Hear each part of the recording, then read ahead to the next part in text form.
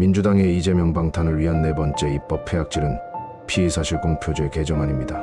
현재 피의사실 공표제는 형법 제126조 피의사실 공표제에 따라 검찰, 경찰 그 밖의 범죄 수사에 관한 직무를 수행하는 자 또는 이를 감독하거나 보조하는 자가 그 직무를 수행하면서 알게 된 피의사실을 공소채기 전에 공표한 경우에는 3년 이하의 징역 또는 5년 이하의 자격정지에 처하는 것으로 되어 있습니다. 하지만 현실은 형법으로 금지하고 있음에도 불구하고 중요 사건과 관련한 피의사실은 계속해서 공표되고 있어 사회 문제화되고 있기도 합니다.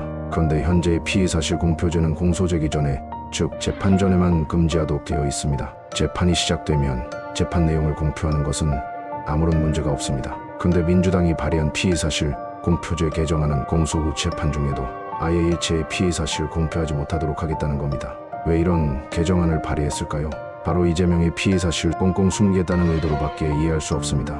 재판 과정에서 일반인들은 전혀 알지 못했던, 특히 개딸들은 상상도 못했던 수많은 더럽고 추잡한 범죄 행위가 계속해서 언론 등을 통해서 알려지게 되니 그걸 막아보겠다는 아주 얄팍한 꼼수라는 겁니다. 이 개정안이 통과가 되면 국민의 알 권리는 철저하게 침해받을 것이며 언론의 입에는 큰 재갈을 물리게 되는 겁니다. 그나마 언론에라도 아름아름 나오는 사건 정보 덕분에 국민들은 파렴치한 범죄자들의 범죄를 알 수 있었던 것인데, 만약 과거에 이 법이 있었다면 국민들은 대법원 최종 판결이 나오기 전까지 유영철의 연쇄살인 범죄를 알 수 없었을 것이고 강우순의 연쇄살인 범죄를 알 수 없었을 겁니다.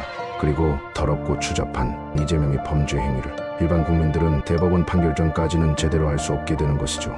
어떻게든 국민들의 눈, 특히 개딸들의 눈과 귀를 가려 쓰던 방법 가리지 않고 이재명을 대통령 만들겠다는 더러운 개수작입니다.